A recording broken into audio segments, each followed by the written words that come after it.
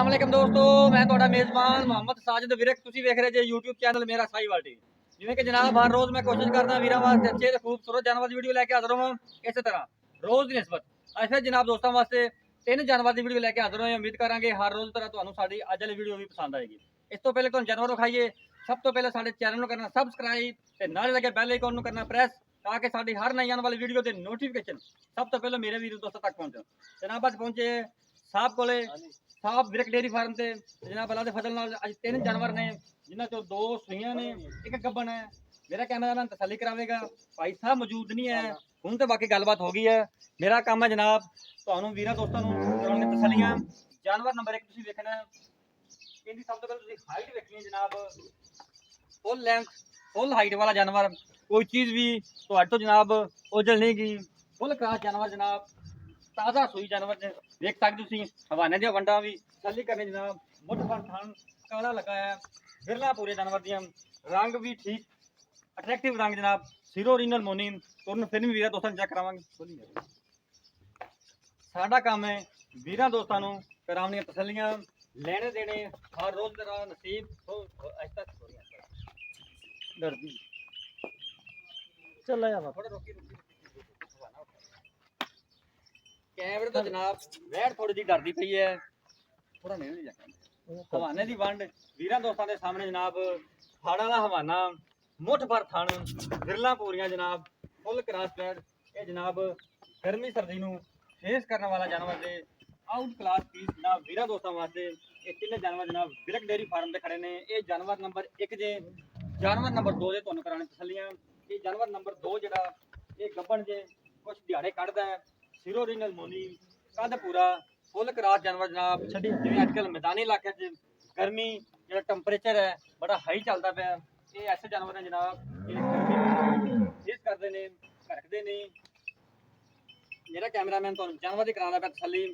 कद पूरा जनाब ते फुल संभ्या जानवर, हवाने की वंड वीरां दोस्तां के सामने जनाब, काला थन लगा है, पावर वाला, मज्जा वाला, लाम बड़ी, कद बड़ा, ओरिजिनल मोनी जनाब सिरों। मेरे वीरा दोस्तों के सामने कोई चीज़ भी जनाब तुहाडे तो उधर नहीं है, लेने देने जनाब नसीब। साडा काम है कराउणा तसल्लियां। थन लाजवाब लगा है, मोटा जिवें जनाब मज्जां नूं लगा हुंदा है, बड़े कम थन जानवरां नूं इवें दे लगे हुंदे ने जनाब। ये जानवर नंबर 2 जे, गब्बन जे, कुछ दिहाड़े कढ़दा है। हुण तुहानूं जानवर नंबर 3 दियां भी तसल्लियां कराने हैं।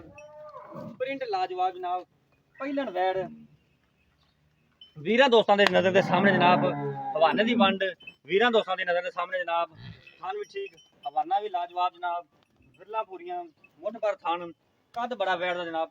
पहले वैड़ हो गए तो एडा कद काठ बहुत जनाब कम जानवर हुंदा है। सिरो ओरिजिनल मोनी, मोटी मोटी अख जनाब, चिट्टा रंग मत्थे ते जनाब, चपा चपा कन्न, आउट क्लास पीस जनाब वीरां दोस्तां दी नज़र दे सामने खोली नहीं। इन्दा भी वीरां दोस्तां ने चाल चलन ते जनाब देखना है। लम्मा थोड़ी लम्मा लम्मा हवाने की वंड वीरां दोस्तां के सामने जनाब की करनी तसल्ली, लेना देने साडी अव्वली तरजीह रही है जनाब। मियारी ते अच्छे जानवर लैके तुहाडा वीर हमेशा मेरा साहिवाल टीवी ते हाज़र हुंदा है। इंशाअल्लाह अल्लाह दे फजल नाल तीन जानवर तिन्ने नायाब हीरे जनाब, अज रेट भी बड़े मकबूल ते मुहब्बतां वाले होणगे। ये जानवर नंबर 3 जे, इनू भी इहदा बच्चा खावे बच्चा बच्चा बच्ची जानवर नंबर 2 का जनाब, जानवर नंबर 3 का जनाब यह बच्चा जे, ते जानवर नंबर 1 का यह बच्चा जे जनाब। ताज़ा सूई नाड़वा तुसीं मेरे वीर दोस्त देख सकते हैं, दोवें जनाब ताज़ा सूई जानवर ने।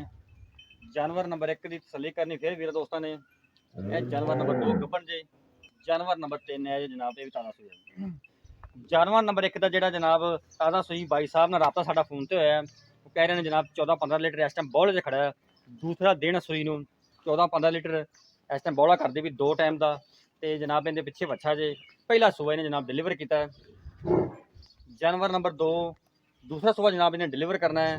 बाकी दिहाड़े कोई 5 कर दे 4 कर दे, वो वीरां दोस्तों के सामने जनाब। जानवर नंबर 3 भी ताज़ा सूया है, इहदे पिछे बच्चा जनाब पहले ने मूँह चो चार दांदा जनाब। हाज़र मौके जनाब जो दुध करते भी है 13 तो 14 लीटर करते भी, ये भी जनाब बौले च बल्कि भी।